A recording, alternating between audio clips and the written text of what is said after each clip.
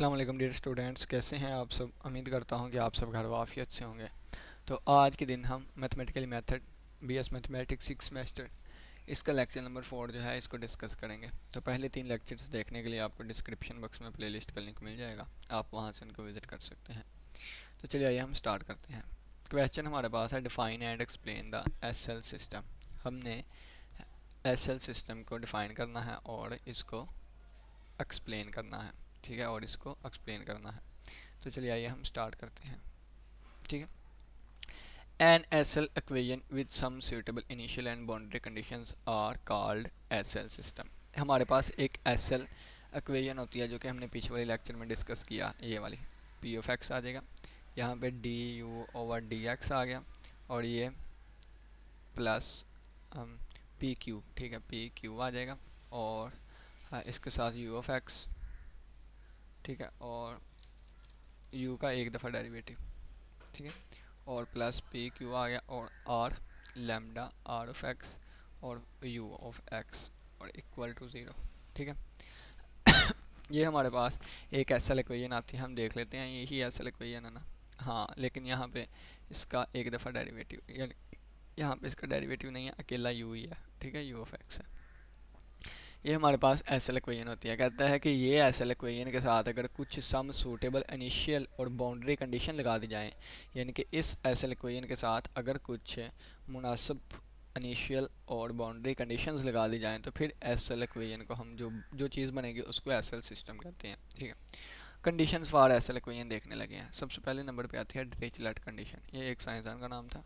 ठीक है, और डिरिचलेट कंडीशन क्या कहती है कि यू ऑफ ए का आंसर ज़ीरो आना चाहिए और यू ऑफ बी का आंसर भी ज़ीरो आना चाहिए। यानी कि ए कोमा बी एक इंटरवल है, तो इसके जो एंड पॉइंट्स की अगर हम बात करें ना, यानी कि यू ऑफ ए का आंसर भी ज़ीरो आए एंड यू ऑफ बी का आंसर भी हमारे पास क्या आए, ज़ीरो आए। ठीक है, कहता है कि अगर हमारे पास ये वाली चीज़ है, ठीक है, ये वाली चीज़ u double dash plus lambda u और इज इक्वल टू ज़ीरो, ये हमारे पास एक एस एल इक्वेशन है। ठीक है, ये एक एस एल इक्वेशन है, और इस एस एल इक्वेशन के ऊपर ये देखें, ये हमारे पास दो कंडीशंस लगाई गई हैं।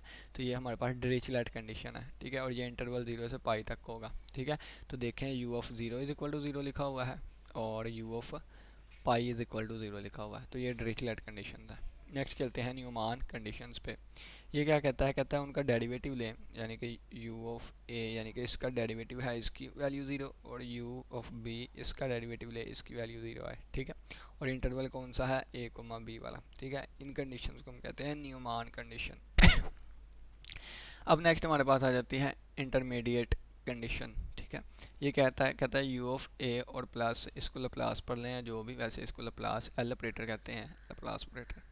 तो बाकी आप इसको जो भी पढ़ सकते हैं। तो u of a plus Laplace of you, Laplace operator ये एक सिंबल के तौर पे यहाँ पे यूज़ हो रहा है। ठीक है, इसको जो भी सिंबल आपने पढ़ना है। और यू डैश ऑफ ए का आंसर ज़ीरो आना चाहिए and U of B plus beta, और इसका आंसर ज़ीरो आना चाहिए। ठीक है, मैं कहता हूँ इसको अल्फ़ा पढ़ लें आप। ठीक है, अल्फ़ा अल्फ़ा लिखा होगा।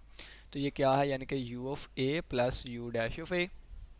ठीक है, और इसके साथ कोई अल्फ़ा लगा देते हैं और इज इक्वल टू ज़ीरो आना चाहिए, और यू ऑफ बी और plus beta you dash of B जो है इसका आंसर जो है वो ज़ीरो के इक्वल आए, और इंटरवल कौन सा है, ए कोमा बी। तो इन कंडीशंस को हम इंटरमीडिएट कंडीशन कहते हैं। ठीक है, और अल्फ़ा और बीटा यहाँ पे कोई भी कांस्टेंट है, अल्फ़ा और बीटा यहाँ पे कांस्टेंट है।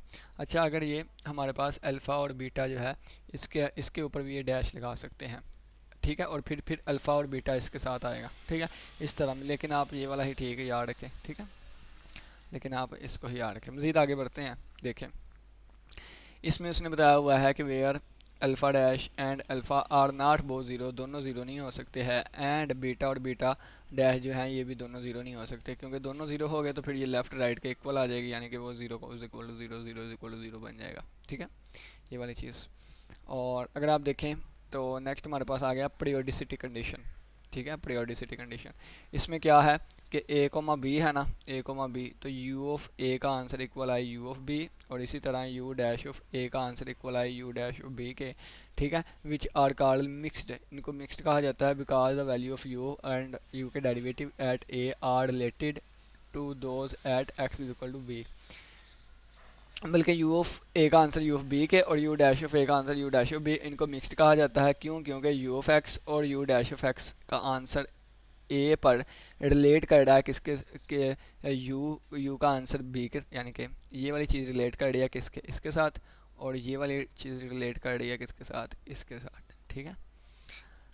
नेक्स्ट देखिए सिंगुलैरिटी कंडीशन। सिंगुलैरिटी कंडीशन क्या है कि यू ऑफ ए और you of B are bounded हो, यानी कि यू ऑफ ए हमने पुट किया है तो इसका answer less than or equal to किसी नंबर से आए। इसी तरह यू ऑफ बी जो है इसका answer less than or equal to किसी नंबर से आए, तो हम क्या कहेंगे कि ये सिंगुलैरिटी कंडीशन है, ठीक है। कब? जब यू ऑफ ए और यू ऑफ बी जो है वो बाउंडेड हो, और एम क्या है, ए का पॉजिटिव नंबर है। नोट पढ़ लेते हैं। कहता है U of X is said to be bounded, U of X को हम बाउंडेड कहेंगे if there exist a positive number M such that, ये वाली चीज़, ठीक है। यानी कि अगर कोई किसी पॉजिटिव नंबर से यानी कि less than or equal to या इन्फिनिटी से छोटा हो तो इसका मतलब भी बाउंड होता है, ठीक है। ऊपर वाले का भी मतलब बाउंडेड है और इसका मतलब भी बाउंडेड है, ठीक है। लेकिन अगर कोई चीज़ इन्फिनिटी को अप्रोच कर रही है, ठीक है, तो फिर इसको बाउंडेड नहीं कहते हैं, ठीक है। लेकिन अगर इन्फिनिटी से लेस देन का मतलब क्या है ये मैं आपको बता देता हूँ।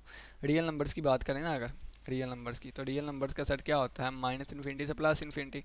इसका मतलब क्या है, इसमें इन्फिनिटी नहीं शामिल, ना ही माइनस इन्फिनिटी शामिल है। तो इसका मतलब इसमें वो नंबर शामिल है जो कि माइनस इन्फिनिटी से छोटे हैं और इन्फिनिटी से बड़े हैं। तो माइनस इन्फिनिटी से छोटा नंबर कोई भी ले लें और प्लस इन्फिनिटी से बड़ा नंबर कोई भी ले लें, वो एक फाइनाइट नंबर होगा। लेकिन यहाँ पे हम पॉजिटिव नॉन नेगेटिव नंबर्स की बात कर लें या पॉजिटिव नंबर्स की बात कर रहे हैं तो ये वाली चीज़ आएगी। अब इन्फिनिटी से छोटा कोई भी नंबर ले लें वो एक फाइनाइट होगा। तो फ़र्ज़ किया इन्फिनिटी से छोटा कोई भी मैं नंबर ले लेता हूँ, 1000 ले लेता हूँ, ये भी तो इन्फिनिटी से छोटा है ना, तो ये क्या आ जाएगा, less than or equal to खुद ब खुद आ जाएगा। यानी कि यही एक कंडीशन बन जाएगी, ये देखें ना आर के फॉर्म में लिखा हुआ है, ठीक है। तो ये हमारे पास आज का लेक्चर था जो कि एक छोटा सा ही लेक्चर था। दोबारा मैं आपको थोड़ा सा समरी टाइप चीज़ें बता देता हूँ। जो हमारे पास एसएल इक्वेशन होती है उस पर कुछ सूटेबल इनिशियल और बाउंड्री कंडीशंस लगा दें तो हमारे पास वो एसएल सिस्टम बन जाता है।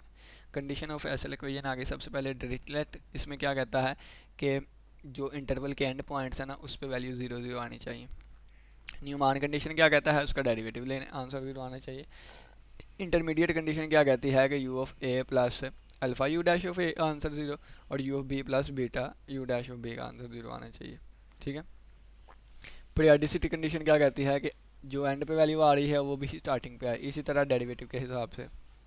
नेक्स्ट हमारे पास सिंगुलैरिटी कंडीशन क्या कहती है कि बाउंडेड होना चाहिए, ठीक है। तो ये बस छोटी सी 5 कंडीशंस हैं। उम्मीद करता हूँ कि आज के लेक्चर की समझ आई होगी। नेक्स्ट हम रेगुलर एसएल इक्वेशन को देखेंगे। किसी बच्चे का कोई भी क्वेश्चन हो इसमें लाजमी पूछिएगा।